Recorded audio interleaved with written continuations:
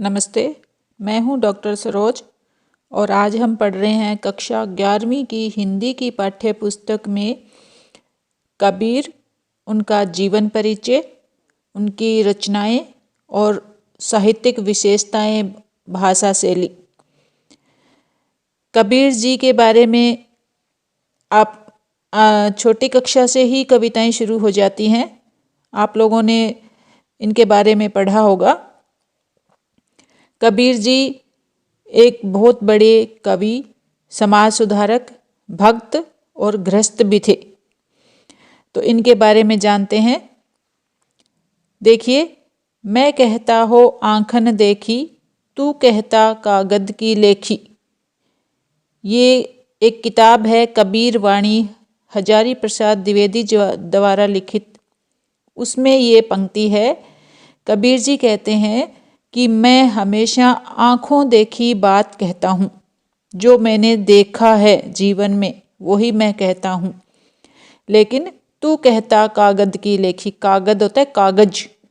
हे मनुष्य, तू हमेशा कागज का पढ़ा हुआ, उसमें जो लिखा हुआ है वो ही पढ़कर कहता है। तो कबीर जी, इनका जीवन वृत्त पढ़ते हैं। कबीरदास भक्तिकालीन निर्गुण ज्ञानाश्री शाखा के प्रतिनिधि कवि हैं। भक्तिकालीन कविताओं का जो कई कालों में बांटी गई है, जिसमें भक्ति काल है उसे भी दो भागों में बांटा गया है, जिसमें सगुण और निर्गुण। निर्गुण ज्ञानाश्री शाखा के महत्वपूर्ण कवि, प्रतिनिधि कवि हैं कबीर जी। प्यारे बच्चों, निर्गुण वह होता है, वो संत कवि उसमें आते हैं निर्गुण ज्ञानाश्री शाखा में, जो भगवान को हर जगह देखते हैं। मूर्ति पूजा के जो विरोधी हैं वो कहते थे कि भगवान हर जगह है, भगवान कण कण में है, वो बहुत विशाल है, वो हमारे अंदर भी है, मनुष्यों के शरीर में भी है, प्रकृति में वो हर जगह है। तो इस तरह के जो विचार रखते थे उन्हें निर्गुण ज्ञानाश्री शाखा के कवि कहा जाता था। ऐसे बहुत सारे संत हुए हैं, उन्हीं में से एक हैं कबीरदास जी। इसीलिए इन्हें भक्तिकालीन निर्गुण ज्ञानाश्री शाखा के कवि माना जाता है। इनका जन्म हुआ 1398 ईस्वी में, उत्तर प्रदेश में हुआ। और कहाँ पर? वाराणसी में। वाराणसी यानी बनारस भी इसका नाम है, काशी भी इसे कहते हैं। लहरतारा नामक स्थान पर हुआ था इनका जन्म, काशी में। एक किंवदंती के अनुसार शिशु कबीर का लालन पालन नीरू और नीमा नामक जुलाहा दंपति ने किया। किंवदंती का मतलब होती है कोई अफवाह या उड़ती खबर। वो झूठ भी हो सकती है और वो सच भी हो सकती है। तो ऐसी एक उड़ती खबर थी कि शिशु कबीर छोटे बच्चे थे, तब उनका लालन पालन नीरू और नीमा नामक पति पत्नी थे और उनकी जाति थी जुलाहा। उन्होंने उनका पालन पोषण किया, अपना बेटा उन्होंने बना लिया था उन्हें। और उनके जीवन के बारे में भी अनेक जनश्रुतियाँ हैं। जनश्रुतियाँ मतलब लोगों के द्वारा कही गई और सुनी गई बातें बहुत सारी समाज में प्रचलित हैं। अपने काव्य में उन्होंने स्वयं को काशी का जुलाहा कहा है। जब उनकी कविताएं पढ़ते हैं तब उनकी रचनाओं में अपने आप को ही उन्होंने काशी का जुलाहा बताया है। जुलाहा एक जाति होती है जो हाथों से कपड़ा बुनकर बेचा करते थे। कबीरदास रामानंद के शिष्य थे। उनके गुरु कौन थे? रामानंद।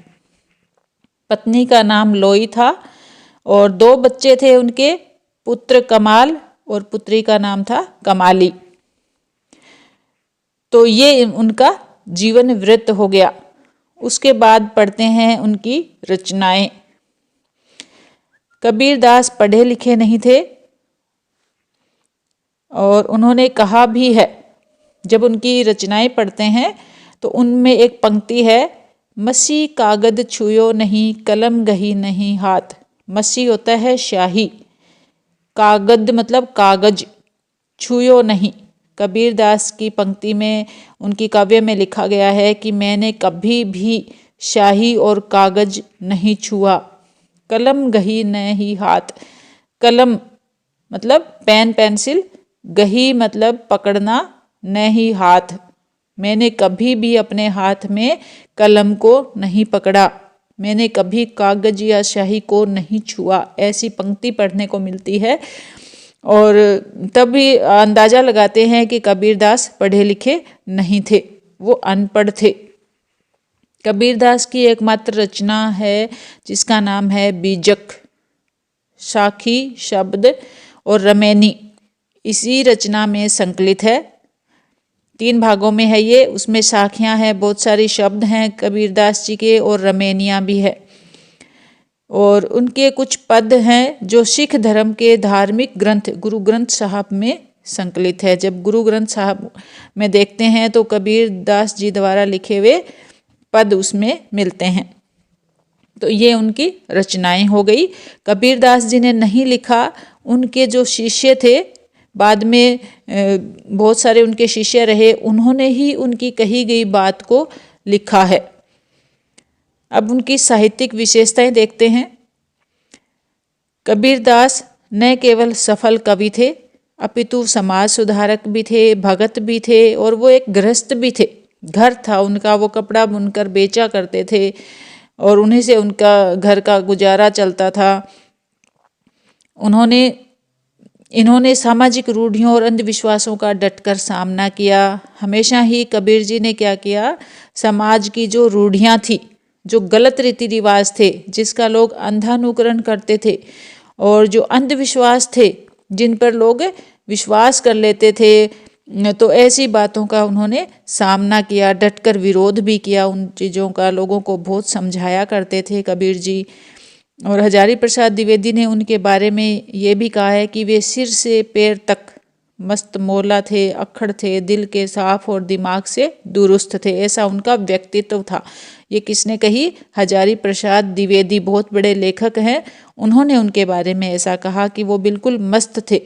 अक्खड़ होता है कि जो उनके बात उन्हें कहनी होती थी वो कह देते थे, किसी से डरते नहीं थे। दिल के बिल्कुल साफ थे कबीर जी और दिमाग से दुरुस्त थे, मतलब दिमाग उनका बिल्कुल सही था। उन्होंने हिंदू मुस्लिम एकता पर बल दिया।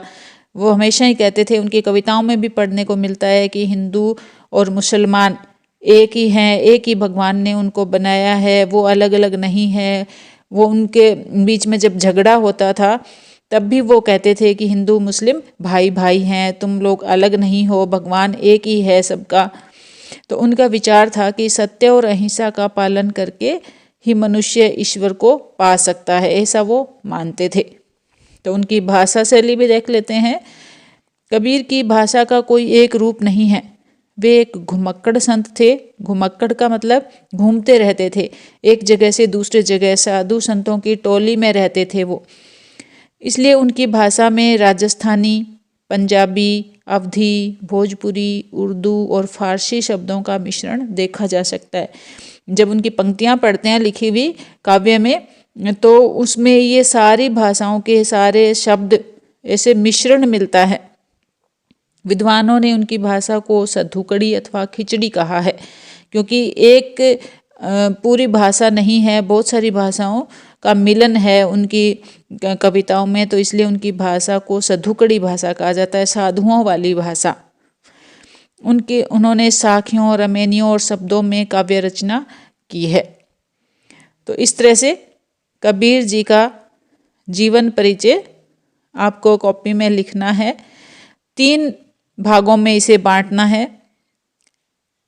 जीवन व्रत, नंबर 2 रचनाएं, नंबर 3 साहित्यिक विशेषताएं और भाषा शैली। धन्यवाद।